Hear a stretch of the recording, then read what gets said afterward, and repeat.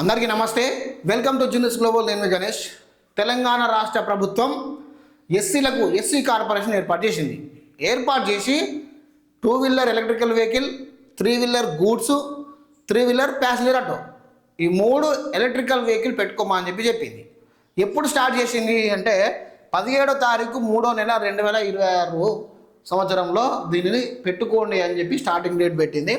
24/3/2026 11:59 సమాప్తం.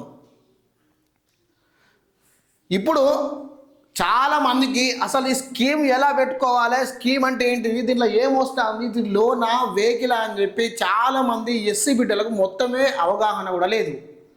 ఎవరన్నా అడిగినా కూడా ఆన్లైన్లో పెట్టుకోర్రి అంటాను, కానీ పూర్తి డీటెయిల్స్ చెప్తాడు ఇవ్వడు. అయితే ఇప్పుడు 17 తారీఖు నుండి 24 తారీఖు అంటే ఈ యొక్క 3 రోజులు, ఈ యొక్క 4 రోజులు, 7 రోజులు పెట్టిండు. ఈ 7 రోజులలో 3 రోజులు హాలిడే వచ్చింది. 4 రోజులేనయ్యా వర్కింగ్ డే. ఈ 4 రోజులల్లా ఎంతమంది అప్లికేషన్ పెట్టుకుంటారు? మరి 4 రోజులు టైం ఇచ్చి మీరు 3 వీలర్ కావాలన్నా, 2 వీలర్ కావాలన్నా, గూడ్స్ ప్యాసింజర్ ఆటో కావాలన్నా అందరు పెట్టుకోండి అని చెప్పి మరి ఇంత తక్కువ టైం పెట్టుకోమంటే ఎట్లా పెట్టుకుంటారు? కొంతమందికి క్యాస్ట్ ఇన్కమ్లు కాలేదు, కొంతమందికి డ్రైవింగ్ లైసెన్స్లు ఇంకా పెండింగ్లో ఉండిపోయినాయి. దీనికి ప్రధానంగా డ్రైవింగ్ లైసెన్స్ కావాలి. డ్రైవింగ్ లైసెన్స్లు కావాలి అంటే ఆర్టీఓ ఆఫీస్ పోవాలి. లెర్నింగ్ తీసుకున్న తర్వాత నెల రోజుల తర్వాత డ్రైవింగ్ లైసెన్స్ వస్తుంది. ఇప్పుడు డ్రైవింగ్ లైసెన్స్ కావాలి అంటే నెల రోజులు ఆగాల్సిందే కదా. నువ్వు ఇచ్చిన డేట్ ఏమో 4 రోజులు. మరి అప్లికేషన్ ఎట్లా చేసుకుంటారు? ఇదివరకు రాజీవ్ యువ వికాసం పెట్టిండు, గిదే కథ. పెట్టి హుటిన అప్లికేషన్ చేసుకోండి, మీకు పెట్టుకున్న తెల్లారే లోన్లు వస్తాయి అని చెప్పి పోరాటం మొత్తం ఏడికాడి గాయ గందరగోళం సృష్టించి మొత్తం ఎంఆర్ఓ ఆఫీసుల చుట్టూ, నెట్ సెంటర్ల చుట్టూ, మీ సేవల చుట్టూ, బ్యాంకుల చుట్టూ తిప్పి వేసి దాన్ని పట్టుకపోయి అటుకెక్కిచ్చిండు. దాని మీద ధ్యాస లేదు, అది ఇచ్చింది లేదు. ఈ ఎస్సీ బిడ్డలు, బీసీ బిడ్డలు, మైనార్టీ బిడ్డలు బతికింది లేదు.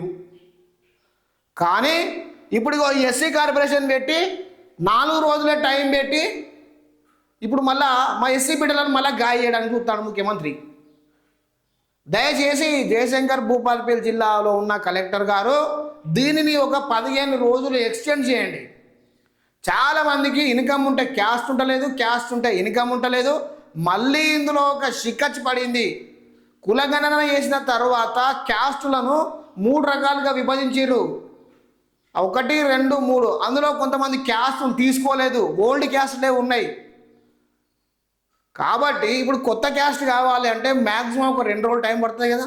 నువ్వు 24 తారీఖు రోజు పెడితే ఈరోజే 24 తారీఖు, మరి ఈరోజే క్యాస్ట్ కావాలి, ఇన్కమ్ కావాలి. కొంతమందికి పాన్ కార్డు లేవు, కొంతమంది బ్యాంక్ అకౌంట్ లేవు. అన్నీ అవైలబుల్ ఉండాలంటే ఉంటాయా?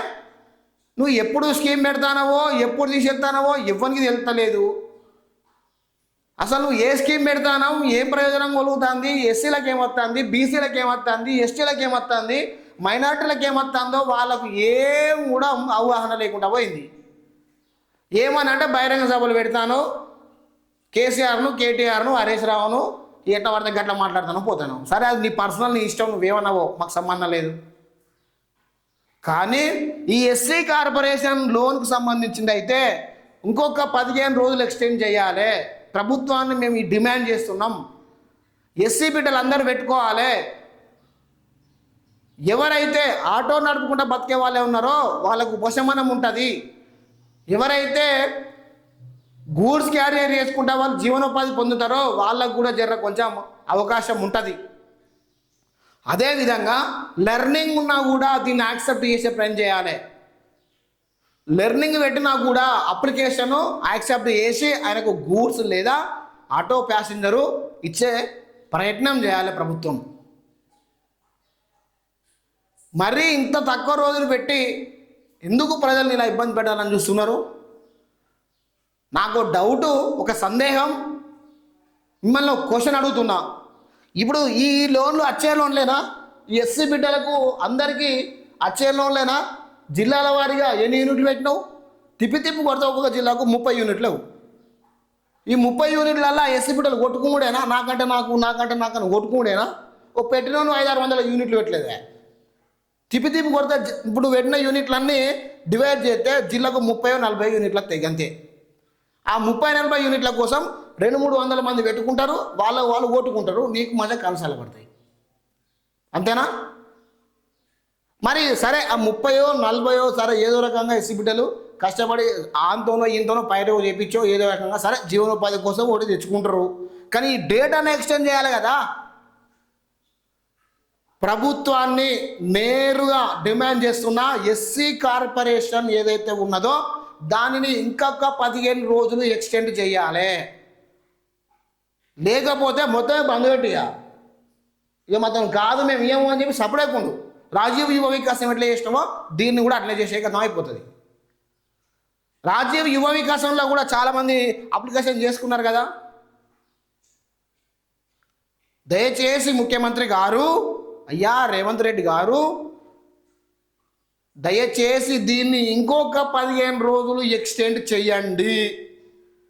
మా ఎస్సీ బిడ్డలకు అందరికీ అప్లికేషన్ చేసుకునే విధంగా చూడండి, అందరికీ యూనిట్లు వచ్చే విధంగా చూడండి.